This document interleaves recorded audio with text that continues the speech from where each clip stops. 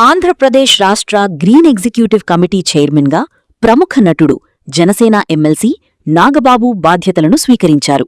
మంగళగిరిలోని అరణ్యభవన్లో జరిగిన ప్రత్యేక కార్యక్రమంలో తన భార్య పద్మజతో కలిసి పాల్గొన్న ఆయన వేద పండితుల మంత్రోచ్చారణలు, ప్రత్యేక పూజల నడుమ పదవీ బాధ్యతలు చేపట్టారు. అనంతరం వేద పండితులు ఆయనకు వేదాశీర్వచనం అందించారు. రాష్ట్ర పర్యావరణ పరిరక్షణలో భాగంగా ఏపీ ప్రభుత్వం అత్యంత ప్రాధాన్యత ఇస్తున్న ఏపీ గ్రీన్ ప్రాజెక్టును ముందుకు నడిపేందుకు నాగబాబుకు ఈ కీలక బాధ్యతలను అప్పగించారు. 2047 నాటికి రాష్ట్ర భౌగోళిక విస్తీర్ణంలో అటవీ, పచ్చదనం శాతాన్ని ఏకంగా 50% పెంచాలని భారీ లక్ష్యంతో ప్రభుత్వం కార్యాచరణ సిద్ధం చేసింది.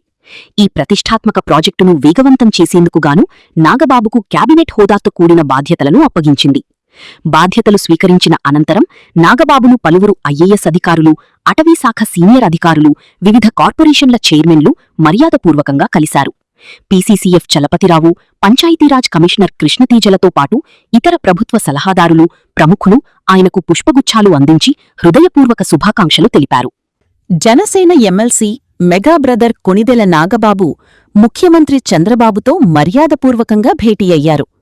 ఆంధ్రప్రదేశ్ గ్రీన్ ఎగ్జిక్యూటివ్ కమిటీ చైర్మన్గా శుక్రవారం బాధ్యతలు స్వీకరించిన అనంతరం ఆయన సతీసమేతంగా ఉండవల్లిలోని సీఎం క్యాంపు కార్యాలయానికి వెళ్లి చంద్రబాబును కలిశారు. ఈ సందర్భంగా నాగబాబు దంపతులను సీఎం చంద్రబాబు సత్కరించి నూతన బాధ్యతలకుగాను శుభాకాంక్షలు తెలిపారు. అంతకుముందు మంగళగిరిలోని అరణ్యభవన్లో ఏర్పాటు చేసిన కార్యక్రమంలో నాగబాబు ఏపీ గ్రీన్ సొసైటీ చైర్మన్గా బాధ్యతలు చేపట్టారు. వేద పండితుల మంత్రోచ్చారణల మధ్య ఆయన తన అర్ధాంగి పద్మజతో కలిసి ప్రత్యేక పూజలు నిర్వహించి పదవిని అలంకరించారు. ఈ పదవికి ప్రభుత్వం ఆయనకు క్యాబినెట్ హోదా కల్పించింది. 2047 నాటికి రాష్ట్ర భౌగోళిక విస్తీర్ణంలో 50% అడవులు, చెట్లను పెంచాలనే లక్ష్యంతో ప్రభుత్వం ప్రతిష్ఠాత్మకంగా చేపట్టిన ఏపీ గ్రీన్ కార్యక్రమంలో భాగంగా నాగబాబుకు ఈ కీలక బాధ్యతలు అప్పగించారు.